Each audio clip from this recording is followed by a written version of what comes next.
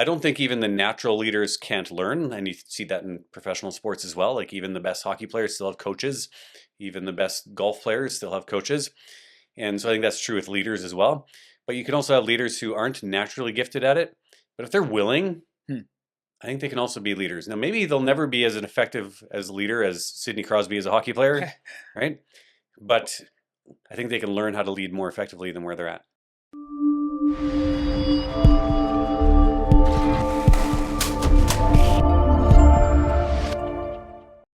And so I'm sitting here with Ben Dueck from Cantera, and his shtick. Oh, I'm not going to say his shtick. You're going to learn about his shtick, and one of his core beliefs that everyone can succeed as a leader given the right tools.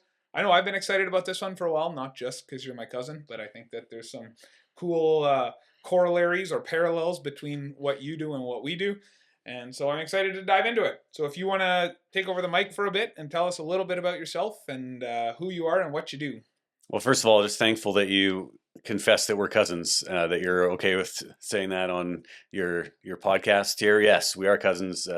Good to be cousins, and also we've gotten to know each other over the years. We've worked together on different projects and different things like that. So that's exciting. And like you said, I do leadership work. Maybe you didn't say that specifically, but I do leadership work. So I work with individuals, teams, and organizations, and help their teams and leaders be better. That's a short version of it. And part of the reason why is that I think that better leaders do two things. There's more than two things, but one is that better leaders will make an organization more money, which lots of organizations like. Most care about that. Yep. And the second thing is that better leaders also make a bigger difference in the world. You can, whether you call it ethics or whether you call it impact or whether you call it serving, I think better leaders do that as well. So that's kind of the premise of what I would say. I think you must have read my show notes ahead of time, which is rare that guests do that because you're already giving me a great segue to my closing thoughts. Tell me a little bit about when I did a little bit of creeping of your website. I noticed your line was that everyone can succeed as a leader. Mm-hmm. Have you yet found an example of why you're wrong? That's a good question.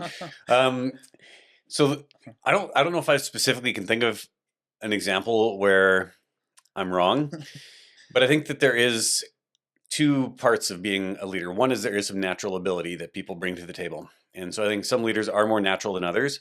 That doesn't mean that others can't be leaders. Like you can do the metaphor of sports. Some hockey players are more natural at playing hockey. They just are. They don't seem to have to practice as much. They don't seem to have to, spend as much time in the gym. They just are more natural at playing hockey. There are some NHL players who are not as natural as others, and they get there because they work. They follow the systems. They put in the hours. They understand the theory better than others, and they figure it out. So I think there's a piece of that for people as well. I don't think even the natural leaders can't learn, and you see that in professional sports as well. Like even the best hockey players still have coaches. Even the best golf players still have coaches. And so I think that's true with leaders as well. But you can also have leaders who aren't naturally gifted at it. But if they're willing, I think they can also be leaders. Now, maybe they'll never be as an effective as leader as Sidney Crosby as a hockey player, right? But I think they can learn how to lead more effectively than where they're at. Yeah, that's good. I was thinking about that as an example. Sidney Crosby probably had some natural giftedness too. Yes. But I was trying to find like that example of like Bufflin obviously was one of those who had all the natural talent and didn't care much about the game. Sure. If you're listening, you can correct me on that. I think I have a very broad audience here. But then there are players who clearly have worked very, very hard to get where they are, whether it's maybe the Adam Lowrys or the other kind of players. Mm-hmm. And Crosby stuck out to me as being one of those hard workers as well too. So that's interesting you mentioned that. Okay, before we dig too much in this was a personal question I wanted to ask you. Oh no. Two weeks ago, you posted on LinkedIn that you were back on LinkedIn after having taken a month-long fast. Yeah. Allowing for some business LinkedIn, I guess. So tell me a little bit about your digital fast and how that went. So I'll clarify a little bit of what the digital fast entailed. It did not involve ignoring LinkedIn for that time period because LinkedIn, I do use it for some business outreach. Yes. Right? It's not social, strictly. Exactly. So, but I did a digital fast, mostly from social media. And it was actually in conjunction with the church I attend. We did a church-wide digital fast, and we challenged everyone in the church to do this. And I think everyone, whether you're someone who plugs into a church or not. There's value in doing this digital fast because we definitely live in a world where the digital side of things has consumed a lot of our time and our energy. Hmm. And most of us who have digital devices in our pockets probably have things on our digital devices that aren't just for productivity or for work related purposes. Or bettering your own life, right? Like, Exactly. There's lots of things on there that aren't necessarily for that. Social media is a big piece of that for a lot of people, but there's games, there's YouTube, YouTube might be considered social media, but lots of different things that aren't helpful. And so basically, I took off all my non-LinkedIn social media accounts off of my phone and took off all the games I had on my phone, took off all the video streaming services, my Prime Video and all those kind of things, and did that for a month. and how'd that go? Are you still game free? Because that was 2 weeks ago. Are you still? Yeah, I have not put any of those apps back on my device. Yep. And Don't miss them that much. don't miss them that much. The other day I wanted to be on Facebook, but not for a social media reason. I think I was trying to look back to a picture I'd posted like years ago, and I was trying to remember the picture, and we were going to use it for something, maybe for LinkedIn, for a post I was going to put on LinkedIn, but I didn't have it on my phone, so I had to go like to a computer and like log in on a computer. That's painful. Oh, it was so hard. Well, and it's a big digital world out there, and they get Mhm. their little hooks in you like that with these Yeah. cool little features. Yep. And then it's hard not to stumble your way down that pathway to where the thousands of overpaid engineers are trying to direct your time and attention. Exactly. They're paid much more, and they're much more talented than I am on trying to manipulate me Way better. than I am able to resist that manipulation. I like to think of it as manipulating myself, because you almost have to manipulate yourself at this point to escape their clutches. Yep. Yep. Exactly. And we are so like, it just speaks to, I think, other things that I often talk about in leadership when I'm talking to leaders. But social media, our devices, they are designed specifically to interrupt us, to hook us, to draw us in and give us those dopamine kicks. And we get addicted. We do. Yeah. Probably lots of people that are going to listen to this are going to think I'm not addicted, but But you are. you are. You are. We know you are. Yeah, exactly. Yeah. Yeah, that's cool. I mean, it's not cool, but it's cool. I think we've evolved way slower than we need to evolve to handle the internet and social media. That'll be a very nice segue into strength-based leadership and its relevance at home. So what tactics helped you in your fast? What of your strength-based, your leadership training, what kind of those, did you draw on any of that for your fast, or all just cold turkey? Oh, it's a good question. So for anyone who's listening that doesn't know what we're referring to about strengths-based leadership, Oh yeah, good. let me just introduce that topic a little bit first, because I think that helps set the tone a little bit. And there's two ways to view it. One is just what does strengths-based leadership look like from a broad-based lens. But then there's also, you can narrow it down a little bit. And I'm a Gallup certified Clifton Strengths coach and facilitator. So that's a tool that you can actually put some language around strengths. But let me back it up from that and talk about just strengths-based leadership or strengths-based development in general. And the general idea of a strengths-based approach is being able to lead and act and live based on the strengths that you bring to the table, the natural strengths that you bring to the table. And Josh, you have different strengths than I have, and everyone has different strengths.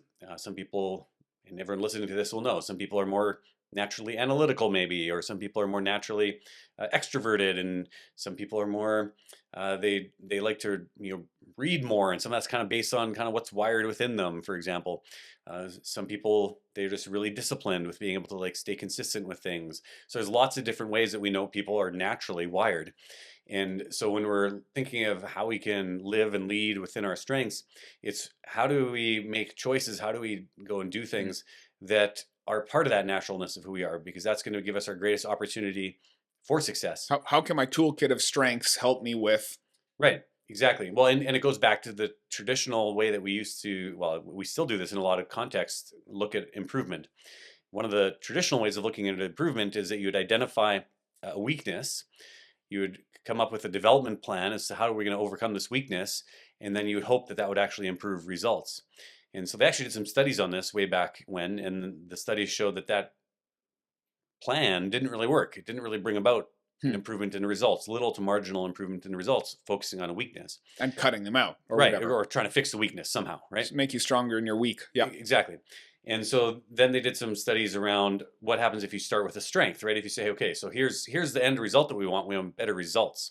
But how are we going to get there? Well, let's start with a strength that we bring to the table. And so rather than trying to fix a weakness and how does that improve results, it's how do I leverage a strength, the way I'm naturally wired, the way that I'm going to kind of feel like I'm in the flow or in the zone, and do I leverage that towards the result that I want? And that's been shown to have an exponentially greater impact on the results growing than if you start with a weakness. So it's flipping the question. It's here's where we want to get. How do we best get there? And Right. then you don't try to not find the worst path, but you try to find the best path. Yeah. Let me use a quick metaphor with you, actually, if Yes, I can. hit me. So let's say that I said that the result that we wanted right now was that I wanted you to do calligraphy, perfect calligraphy, some kind of phrase or something on a piece of paper, right? I'd walk out right away. Yeah, right. And you say, okay, I will embrace that challenge. I mean, yes. Yes, that's what you're going to say in this script. Okay, so you're going to embrace the challenge of perfect calligraphy on a piece of paper. Okay, and then I say, let's choose which hand you're going to use to do that calligraphy. Okay, and you say, well, I'm going to use my right hand because it's the better hand rather than my weaker hand, which is the left hand. I'm like, no, that's your weaker hand. Well, we're going to actually fix your weak hand to get the result that we want. So I want you to use your non-dominant hand, which is left hand for you, Yes, I think. Yep. And so then you're like, okay, I'll try using my left hand to do perfect calligraphy on this piece of paper. Well, guess what? You're probably never going to have perfect calligraphy, even as we try to fix your weakness, right? Your weakness is your left hand is not as good as your right hand. Right. Right? It's not as naturally strong. It's not as naturally, I don't know, coordinated, whatever you need. Now, you still might not get perfect calligraphy with your right hand, Josh, but the chances of you getting there is way higher because you're starting with your natural strength. Right. That's not a perfect metaphor because that's more of a physical action, but it speaks to the truth behind the ways that we act, feel, and behave, and where that is a natural strength of ours. Yeah. And so that's what I encourage people to do. And then I use the Clifton Strengths, or Strengths Finders, what it used to be called. That was the guy who actually did those studies around weaknesses and strengths. Donald Clifton was his name. And he came up with this tool that helps you put some language around what people's top strengths are. And so I use that with leaders and teams. So Well, that's a long explanation. But no, but that's a lot of what all of language is it's metaphors for this and metaphors for that, and it's a new way of talking about it. It's a new framework. It's a new language to learn. And so when you talk about this team building, the work you do you find there's applications outside of making companies more money or making people happier to work in the company? Like, can you bring it home at all? Is there a home element? So like, if we just start with talking exclusively about the workplace, there is a home element as well. Because even just if someone focuses on using their strengths at work, they have a 3 times higher quality of life overall. Just focusing on using their strengths at work. Because just think of it, right? If you're living in your zone, you're more engaged, right? You're more naturally going to enjoy what you do. So when you come home at the end of the day, you're going to feel like you are just having a better life and you're bringing a better version of yourself even back home because you're not burnt out. Just imagine if I had you do calligraphy with your left hand all day. Yeah. How burnt out you'd feel at the end of the day. Yes. Right? Oh, people would not be happy being around me. Exactly. I mean, maybe the right hand wouldn't be any different for you either in the sense of calligraphy all day. But calligraphy all day might be the issue here. So, but you can get the idea even beyond that, right? Just using the way we're naturally wired more often makes a big difference. But when you think of being at home, it's the same thing at home. Like our strengths that we have don't shift when we're at work or whether we're at home. The strengths are still there. They're still natural. And I think when you're thinking of just how do my strengths impact my life at home, it's the same thing. How are your strengths living themselves out and how you interact with your spouse, with your kids, with your hobbies? Like, are your strengths, are you giving them an opportunity to shine or are they not giving them an opportunity to shine? Are you encouraging your children around their strengths? And we tend to, as parents, not. Yeah. We tend to focus on what's wrong with them. Oh, their strengths can definitely be annoying. Right? And so how do we as parents be better at recognizing their strengths, speaking positive language into those strengths? That doesn't mean we ignore the weaknesses. Right. It just means we can call it out and it helps people feel more positive overall, more content, more productive, more successful, even at home. Yeah. No, that's a cool way to look at it. One of the things that struck me is how do you pivot when we did some team building with you? How do you pivot an objective away from a negative or away from a get rid of the weakness into a how do I get here with my strengths or my team strengths or and as a family unit?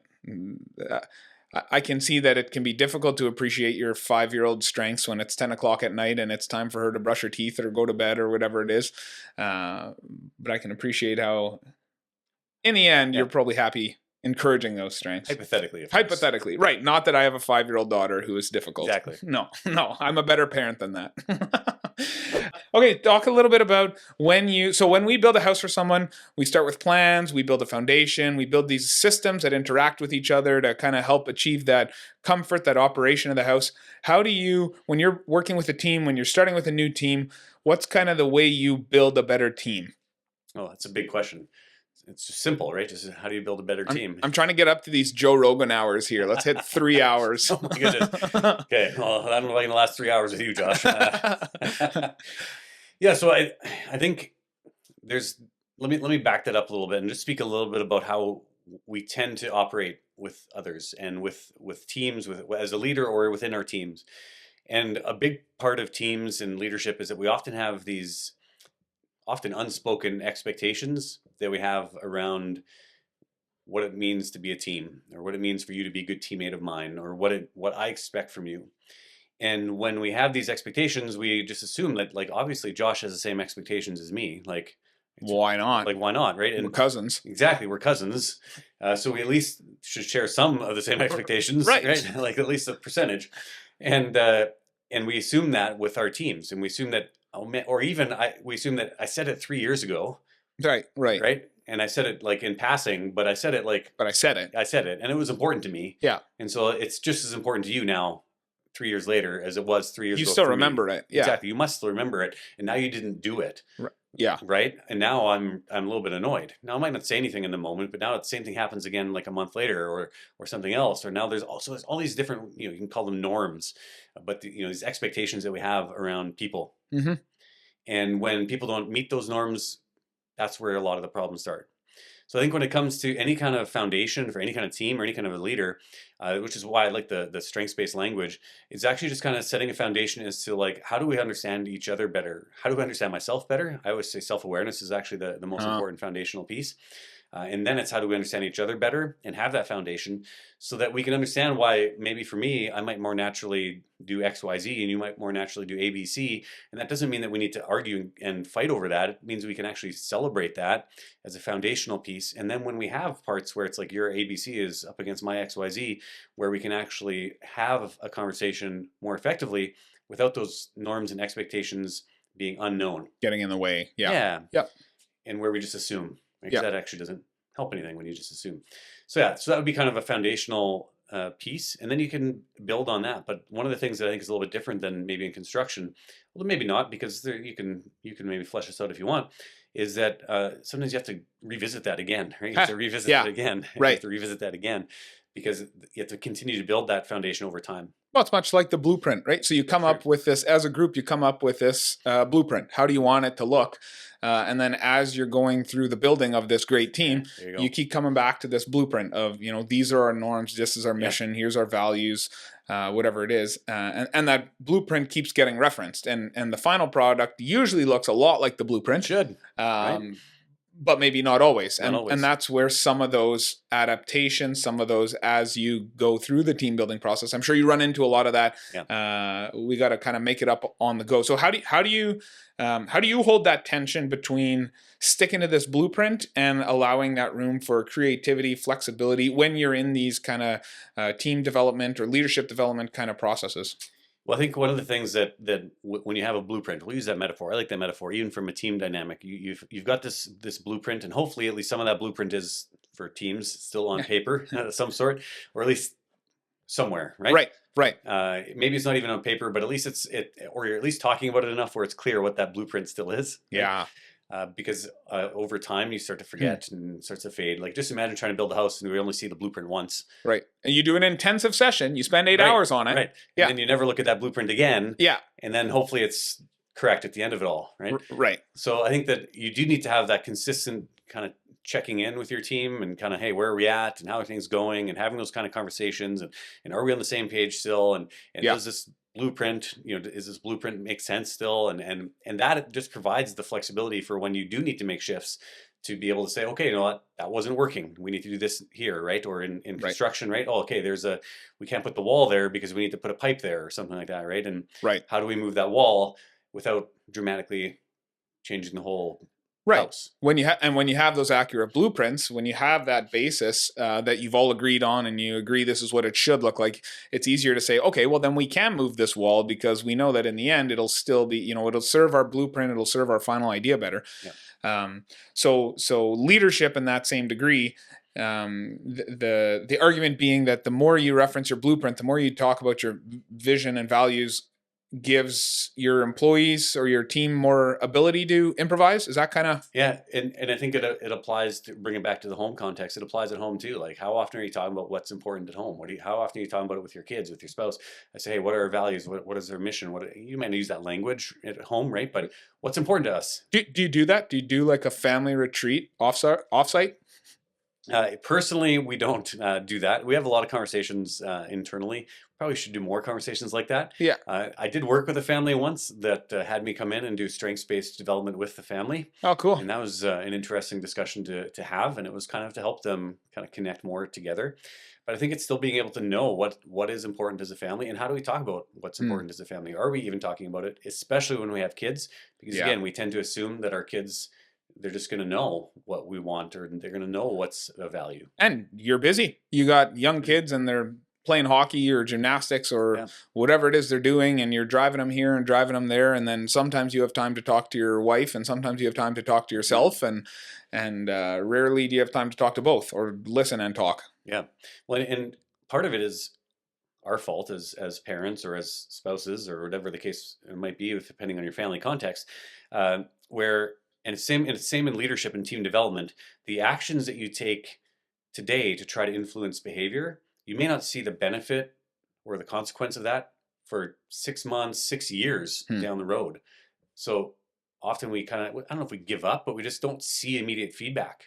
Right. Well, it's hard when you're in the trenches and your kid tells you that they want the other parent around, or and then you don't see that 6-month view or whatever. Yeah, so it's really hard to go and fix something in the moment with leadership and team development. You can't just go to have a one-time kind of like, okay, we talked about it for 5 minutes and now we're good. Okay, we're good. No, like there's consistency that needs to happen over time. Similar to building a house, there's a consistent process that you follow. There's consistent practices that you want your trades to be following. There's consistent quality that you're looking for. Right. Because if you mess up on quality in the first stage, it's going to impact quality later on too. Yeah, it's hard to get the finishing done when your foundation's out. Exactly. So and you may not see that impact of the foundation not being solid for 6 months, right? Right. Potentially, you might see it sooner, but on some things you may not. Right? You 10 years. You may see the cracks in the walls sooner than you want, for example. Yeah. But still probably not for a while. Yeah. Well, the mudding and taping, right? Like you can mud a house in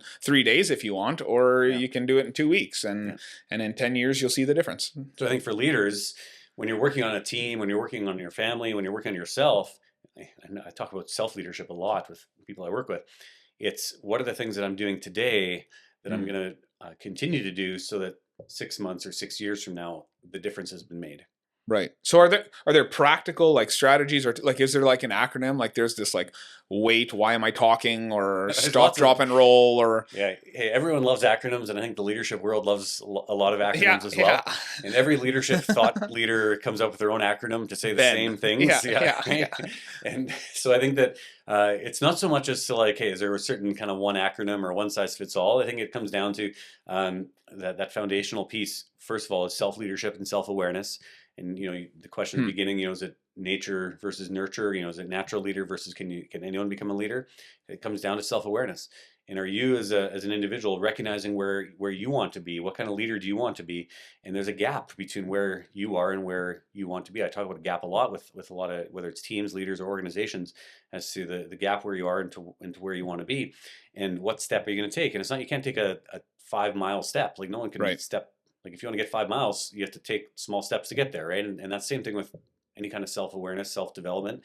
It's what's a small step that I'm going to take so that I'm kind better of today than yesterday. the 1%. Get 1%. 37 times better at the end of the year. Exactly. And intentionality. I found I've taken a few of your courses. I've worked with you a few times, and the theme that keeps coming up to me, and I think I've written it down in my notes probably 50 times, is just intentionality, right? Like even when you make mistakes, intentionally make your. I mean, you obviously think you're doing the right thing, but if you do things with intentionality, you have a chance of fixing it. I'll never be a good golfer because I don't golf enough to be consistent enough to tweak something to make it better.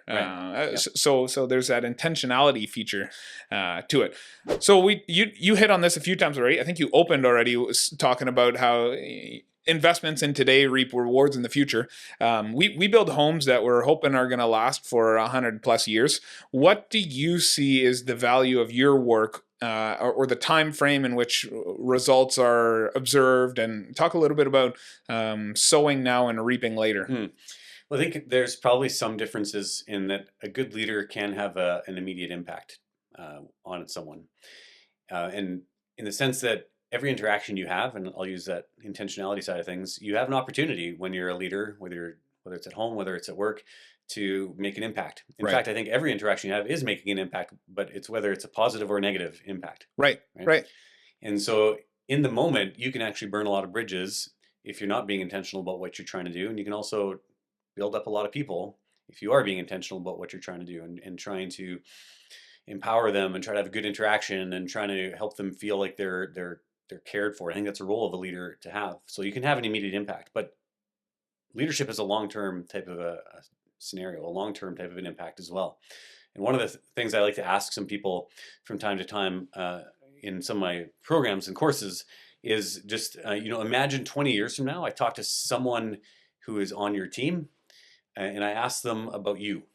In this case, I'm asking them about Josh. I'm saying, hey, you worked for Josh 20 years ago. Tell me about Josh. And just imagine for a second that their response back was, Josh was the best leader that I ever worked for. Maybe not the only leader that they ever worked for. Probably not, right? Very rarely do we work only with underneath one leader or with very different on one team for our whole lives. But if that was what someone was going to say about you, what would it mean, or what would you need to do to make that happen, right? Where that would be the response someone would get. What are the steps today, like you said, for the 5 miles? Yeah. Because that person may only work with you for a year. Right. And they still might be able to respond that Josh was the best leader I ever worked for. And I think there's ways that we interact with people and the ways that we lead where it's not a top-down kind of dictatorship style.